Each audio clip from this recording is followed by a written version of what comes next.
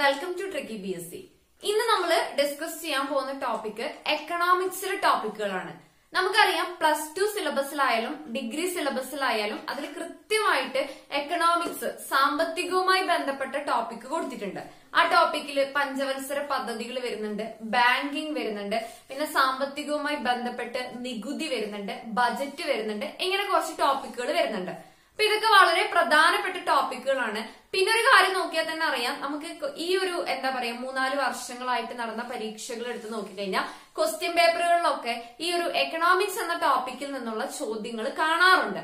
അതുകൊണ്ട് തന്നെ ഈ ഒരു ഭാഗം വളരെ ഇമ്പോർട്ടന്റ് ആണ്. അപ്പൊ നമ്മൾ ഇന്ന് ഡിസ്കസ് ചെയ്യുന്നത് എക്കണോമിക്സ് എന്ന ടോപ്പിക്കാണ്. അപ്പൊ നമുക്ക് നേരെ ക്ലാസ്സിലേക്ക് പോവാം. സാമ്പത്തികം എന്ന മേഖലയിൽ ഏറ്റവും പ്രധാനപ്പെട്ട ടോപ്പിക്കാണ് ഇതെന്ന് പറയുന്നത് ബാങ്ക് എന്ന് പറയുന്നത്. അപ്പൊ നമ്മൾ ഇന്ന് ഡിസ്കസ് ചെയ്യുന്നത് ബാങ്കുകൾ എന്ന ടോപ്പിക്കാണ്. വളരെ പ്രധാനപ്പെട്ട ടോപ്പിക്കാണ്, ശ്രദ്ധിച്ചിരിക്കുക. ആദ്യം നമ്മൾ പറയുന്ന ബാങ്ക് എന്ന് പറയുന്നത് RBI തന്നെയാണ് കേട്ടോ, റിസർവ് ബാങ്ക് ഓഫ് ഇന്ത്യ. എന്തൊക്കെയാണ് റിസർവ് ബാങ്ക് ഓഫ് ഇന്ത്യയുടെ പ്രത്യേകത നോക്കാം. ഇന്ത്യയുടെ കേന്ദ്ര ബാങ്ക് എന്നറിയപ്പെടുന്നത് റിസർവ് ബാങ്ക് ഓഫ് ഇന്ത്യ ആണ്. ഇന്ത്യയുടെ കേന്ദ്ര ബാങ്ക് എന്നറിയപ്പെടുന്നത് റിസർവ് ബാങ്ക് ഓഫ് ഇന്ത്യ ആണ്. ബാങ്കുകളുടെ ബാങ്ക് എന്നറിയപ്പെടുന്നത് റിസർവ് ബാങ്ക് ഓഫ് ഇന്ത്യ ആണ്. ബാങ്കുകളുടെ ബാങ്ക് എന്നറിയപ്പെടുന്നത് റിസർവ് ബാങ്ക് ഓഫ് ഇന്ത്യ ആണ്. വായ്പകളുടെ നിയന്ത്രകൻ എന്നറിയപ്പെടുന്നത് റിസർവ് ബാങ്ക് ഓഫ് ഇന്ത്യ ആണ്. വായ്പകളുടെ നിയന്ത്രകൻ. അന്താരാഷ്ട്ര നാണയനിധിയിൽ ഇന്ത്യയെ പ്രതിനിധാനം ചെയ്യുന്ന ബാങ്കാണ് റിസർവ് ബാങ്ക് ഓഫ് ഇന്ത്യ. അപ്പൊ 4 പോയിന്റുകൾ ഓർത്തു വെക്കുക.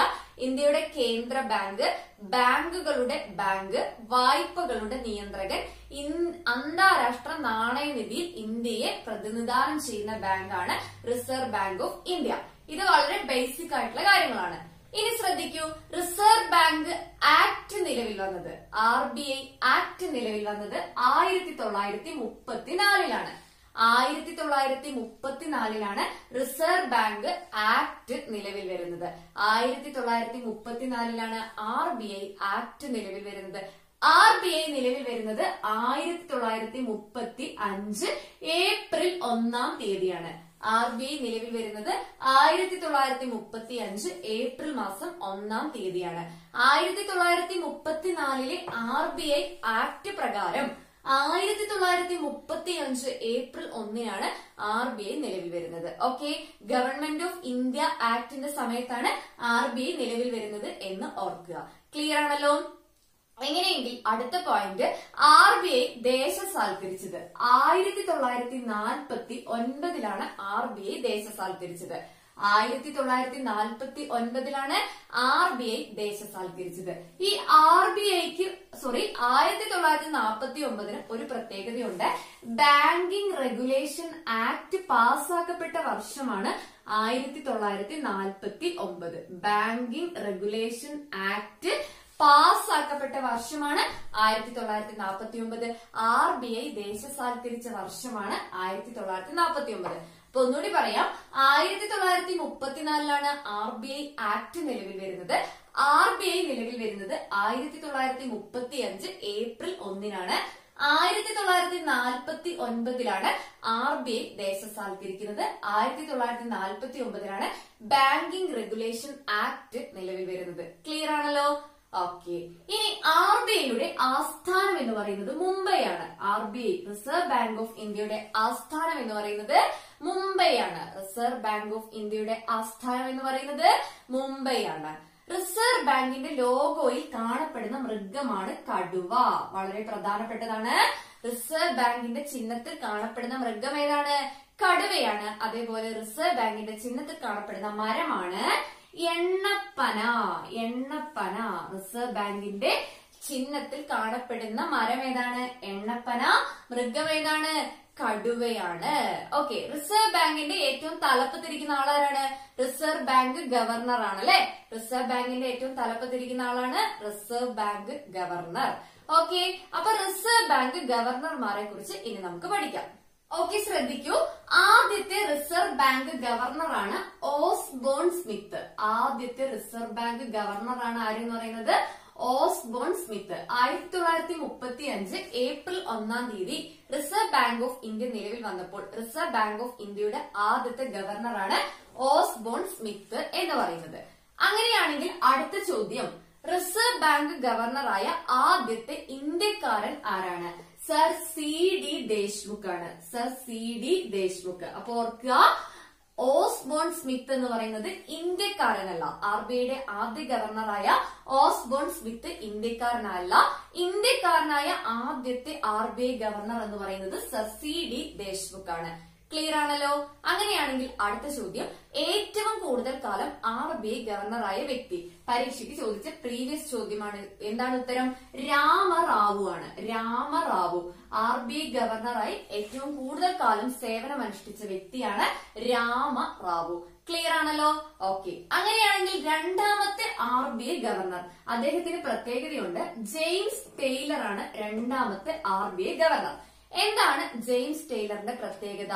കറൻസി നോട്ടുകളിൽ ഒപ്പുവെച്ച ആദ്യത്തെ ആർ ബി ഐ ഗവർണറാണ് ജെയിംസ് ടൈലർ.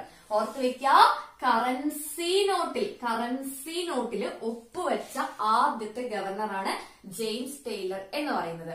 അപ്പൊ ശ്രദ്ധിക്കൂ, കറൻസി നോട്ടുകൾ അച്ചടിച്ചിറക്കുന്ന ഡ്യൂട്ടി എന്ന് പറയുന്നത് ആർക്കാണ്? ആർ ബി ഐക്കാണ്.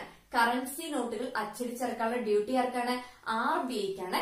കറൻസി നോട്ടുകളിൽ ഒപ്പുവെക്കുന്നത് റിസർവ് ബാങ്ക് ഗവർണറാണ്.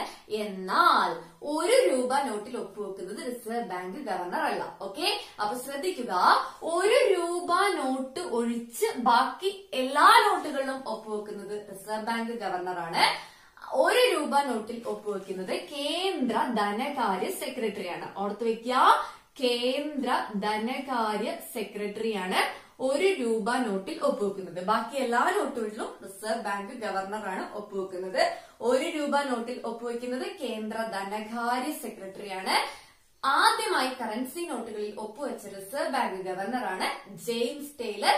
ഇന്ത്യയുടെ രണ്ടാമത്തെ റിസർവ് ബാങ്ക് ഗവർണറാണ് ജെയിംസ് ടൈലർ. കിട്ടിയെന്ന് വിചാരിക്കുന്നു. അടുത്ത് നമുക്ക് പഠിക്കാനുള്ളത് മൻമോഹൻ സിംഗിനെയാണ്.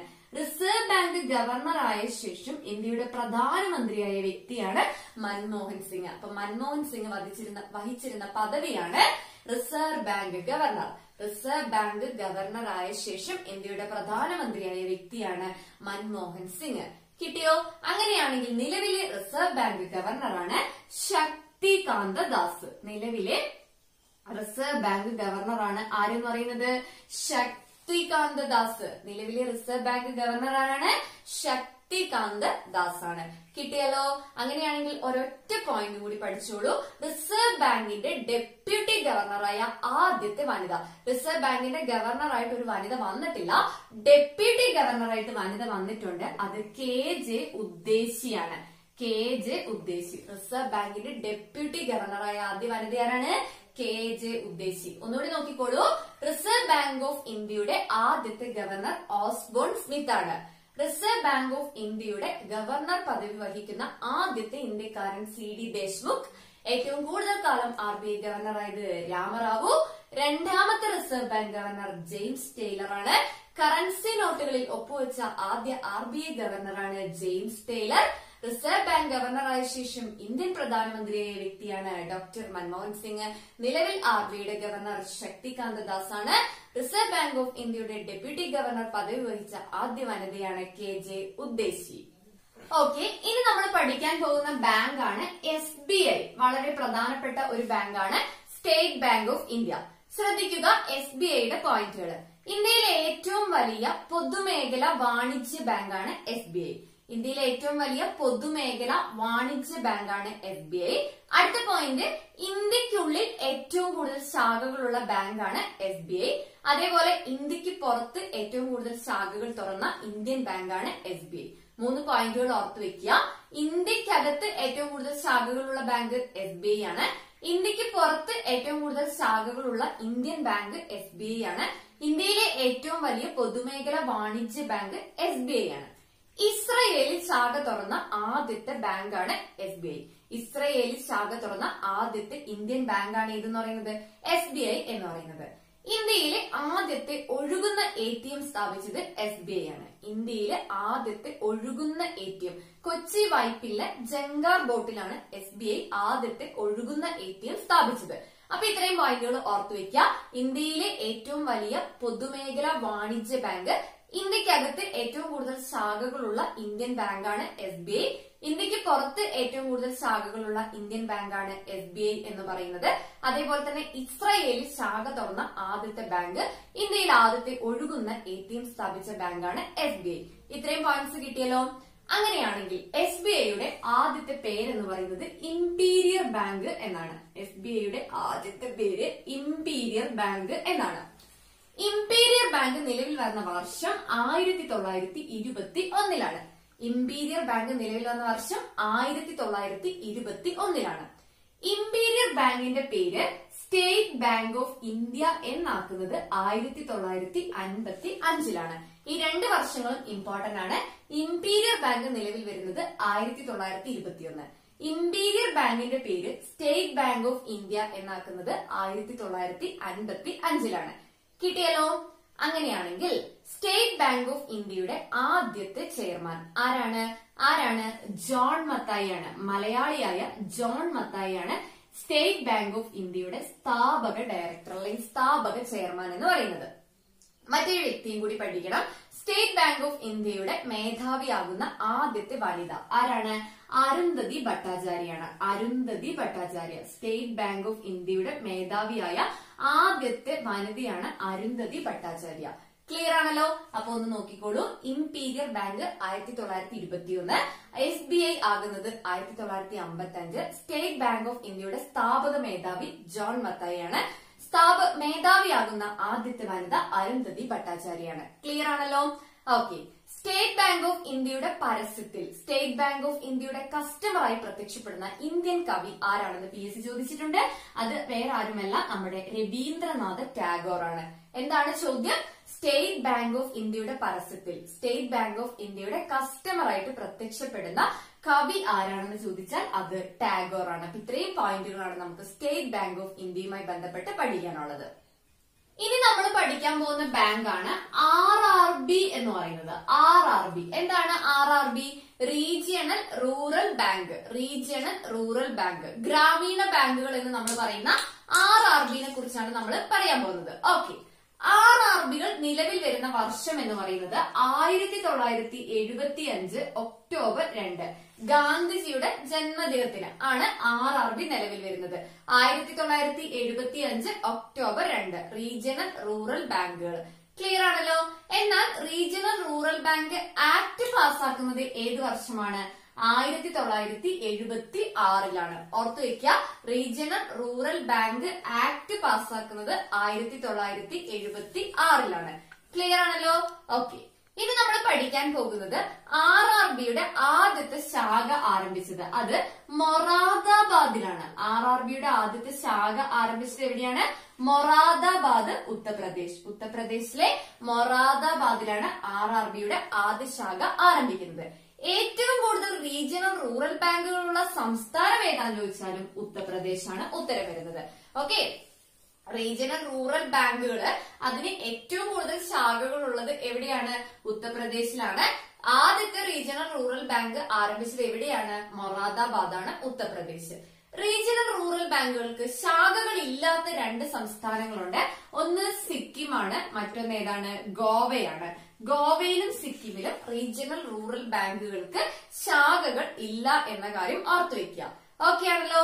ഇനി റീജിയണൽ റൂറൽ ബാങ്കുകൾ എന്ന് പറഞ്ഞല്ലോ, അതായത് ഗ്രാമീണ ബാങ്കുകൾ അല്ലെ. ഗ്രാമീണ ബാങ്കുകളുടെ ശില്പി എന്നറിയപ്പെടുന്നത് മുഹമ്മദ് യൂനസ് ആണ്. ഗ്രാമീണ ബാങ്കുകളുടെ ശില്പി എന്നറിയപ്പെടുന്നത് ആരാണ്? മുഹമ്മദ് യൂനസ് ആണ്. പാവങ്ങളുടെ ബാങ്കർ എന്നറിയപ്പെടുന്ന വ്യക്തിയാണ് മുഹമ്മദ് യൂനസ്. പാവങ്ങളുടെ ബാങ്കർ എന്നറിയപ്പെടുന്ന വ്യക്തിയാണ് മുഹമ്മദ് യൂനസ്. അപ്പൊ അടുത്ത പ്രധാനപ്പെട്ട ബാങ്കാണ് regional rural bank. 1975 October 2 rural bank വരുന്നത്. 1976 RRB ആക്ട് പാസ്സാക്കപ്പെടുന്നത്. ഉത്തർപ്രദേശിലെ മൊറാദാബാദിലാണ് RRBയുടെ ആദ്യത്തെ ശാഖ ആരംഭിക്കുന്നത്. റീജിയണൽ റൂറൽ ബാങ്കിന് ഏറ്റവും കൂടുതൽ ശാഖകളുള്ളത് ഉത്തർപ്രദേശിലാണ്. റീജിയണൽ റൂറൽ ബാങ്കിന് ശാഖകൾ ഇല്ലാത്ത 2 സംസ്ഥാനങ്ങളാണ് സിക്കിമും ഗോവയും. ഗ്രാമീണ ബാങ്കുകളുടെ ശില്പി എന്നറിയപ്പെടുന്നത് മുഹമ്മദ് യൂനസ് ആണ്. പാവങ്ങളുടെ ബാങ്കർ എന്നറിയപ്പെടുന്നത് മുഹമ്മദ് യൂനസ് ആണ്. ക്ലിയർ ആണല്ലോ. അതേപോലെ തന്നെ മറ്റൊരു ബാങ്കാണ് നബാർഡ് എന്ന് പറയുന്നത്. നിങ്ങൾ കേട്ടിട്ടുണ്ടാകും നബാർഡ് എന്ന് പറയുന്നത് അല്ലെ. ഓക്കെ. നബാർഡ് നിലവിൽ വരുന്നത് 1982 നബാർഡ് നിലവിൽ വന്ന വർഷം എന്ന് പറയുന്നത് 1982 കൃഷിക്കും ഗ്രാമവികസനത്തിനും വേണ്ടി രൂപം കൊണ്ട ബാങ്കാണ് നബാർഡ്. കൃഷിക്കും ഗ്രാമവികസനത്തിനും വേണ്ടി രൂപം കൊണ്ട ബാങ്ക് ഏത് എന്ന് PSC ചോദിച്ചിട്ടുണ്ട്. ഉത്തരം എന്താണ്? നബാർഡ്. 1982 നബാർഡ് നിലവിൽ വരുന്നത്. നബാർഡിന്റെ ആസ്ഥാനം എന്ന് പറയുന്നത് മുംബൈയാണ്. നബാർഡിന്റെ ആസ്ഥാനം എവിടെയാണ്? മുംബൈയാണ്. അപ്പൊ കൃഷിക്കും ഗ്രാമവികസനത്തിനും വേണ്ടി നിലവിൽ വന്ന ബാങ്കാണ് നബാർഡ്. 1982 നബാർഡ് നിലവിൽ വരുന്നത്. ആസ്ഥാനം മുംബൈ. നബാർഡിന്റെ കേരളത്തിലെ ആസ്ഥാനം എന്ന് പറയുന്നത് തിരുവനന്തപുരത്താണ്. നബാർഡിന്റെ കേരളത്തിലെ ആസ്ഥാനം എന്ന് പറയുന്നത് തിരുവനന്തപുരത്താണ്. അടുത്ത പ്രധാനപ്പെട്ട ബാങ്കാണ് PNB ബാങ്ക് എന്ന് പറയുന്നത്, അതായത് പഞ്ചാബ് നാഷണൽ ബാങ്ക്. എന്താണ് പഞ്ചാബ് നാഷണൽ ബാങ്കിന്റെ പ്രത്യേകത?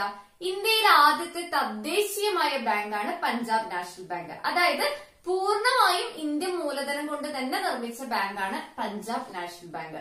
പൂർണ്ണമായും ഇന്ത്യൻ മൂലധനം കൊണ്ട് നിർമ്മിച്ച ആദ്യത്തെ ബാങ്കാണ് Punjab national bank. 1895 Punjab national bank നിലവിൽ വരുന്നത്. പൂർണ്ണമായും ഇന്ത്യൻ മൂലധനം ഉപയോഗിച്ച് ഉണ്ടായ ബാങ്കാണ് Punjab national bank. 1895 Lala Lajpat റായാണ് Punjab national bank സ്ഥാപിച്ചത്. ആരാണ്? ലാലാ ലജ്പത് റായ്. സ്വാതന്ത്ര്യ സമര സേനാനിയായ ലാലാ ലജ്പത് റായ് ആണ് പഞ്ചാബ് നാഷണൽ ബാങ്ക് സ്ഥാപിച്ചത്. പഞ്ചാബ് നാഷണൽ ബാങ്കിന്റെ ആസ്ഥാനം എന്ന് പറയുന്നത് ന്യൂഡൽഹിയാണ്. ഇത് ശരിക്കും ശ്രദ്ധിക്കണം, കാരണം ഏകദേശം എല്ലാ ബാങ്കിന്റെ ആസ്ഥാനം നമ്മൾ മുംബൈയാണ് പഠിക്കുന്നത്. പഞ്ചാബ് നാഷണൽ ബാങ്കിന്റെ ആസ്ഥാനം എന്ന് പറയുന്നത് ന്യൂഡൽഹിയാണ്. ഇന്ന് ഇന്ത്യയിലെ ഏറ്റവും വലിയ രണ്ടാമത്തെ പൊതുമേഖലാ ബാങ്കാണ് പഞ്ചാബ് നാഷണൽ ബാങ്ക്. അത് ഓർത്തു വെക്കണം കേട്ടോ. സെക്കൻഡ് ലാർജസ്റ്റ് പൊതുമേഖലാ ബാങ്ക്. ഇന്ത്യയിലെ രണ്ടാമത്തെ വലിയ പൊതുമേഖലാ ബാങ്കാണ് പഞ്ചാബ് നാഷണൽ ബാങ്ക്. എവിടെയാണ് ആസ്ഥാനം? ന്യൂഡൽഹിയാണ്. 1895 ലാലാ ലജ്പത് റായ് ആണ് പഞ്ചാബ് നാഷണൽ ബാങ്ക് സ്ഥാപിച്ചത്. ക്ലിയർ ആണല്ലോ? ഓക്കെ. പഞ്ചാബ് നാഷണൽ ബാങ്കിന്റെ പ്രത്യേകത മഹാബച്ചത് സ്കീം ആരംഭിച്ച ബാങ്കാണ്. മഹാബച്ചത് എന്ന് പറയുന്ന സ്കീം ആരംഭിച്ച ബാങ്കാണ് പഞ്ചാബ് നാഷണൽ ബാങ്ക്. VRS എന്താണ്? VRS സ്വയം പിരിഞ്ഞു പോകൽ. ഇത് ഏർപ്പെടുത്തിയ ആദ്യത്തെ ബാങ്കാണ് പഞ്ചാബ് നാഷണൽ ബാങ്ക്. VRS എടുക്കുക എന്ന് നമ്മൾ കേട്ടിട്ടുണ്ട് അല്ലെ? സ്വയം പിരിഞ്ഞു പോകൽ ഏർപ്പെടുത്തിയ ആദ്യത്തെ ബാങ്കാണ് പഞ്ചാബ് നാഷണൽ ബാങ്ക്. അപ്പൊ ഇത്രയും കാര്യങ്ങൾ ഓർത്തു വെക്കുക. 1895 ലാലാ ലജ്പത് റായ് ആണ് പഞ്ചാബ് നാഷണൽ ബാങ്ക് സ്ഥാപിച്ചത്. എന്താണ് പഞ്ചാബ് നാഷണൽ ബാങ്കിന്റെ പ്രത്യേകത?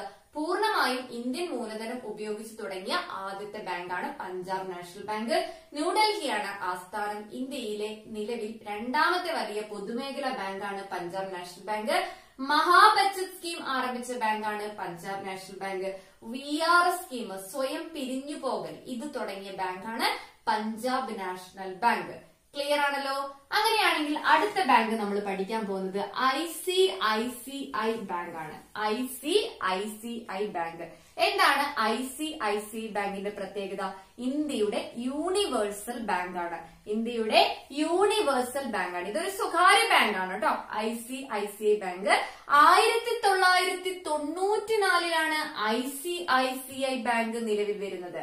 1994 ICICI ബാങ്ക് നിലവിൽ വരുന്നത്.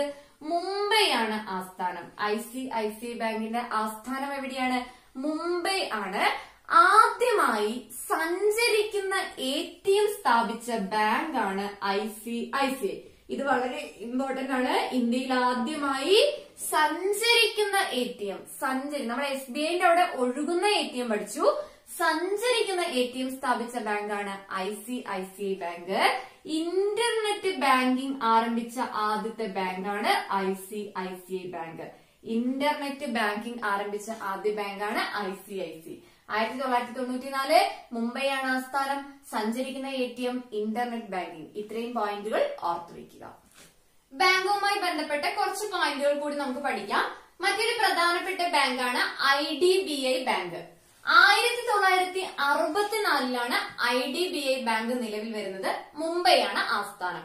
1964 IDBI ബാങ്ക് മുംബൈ.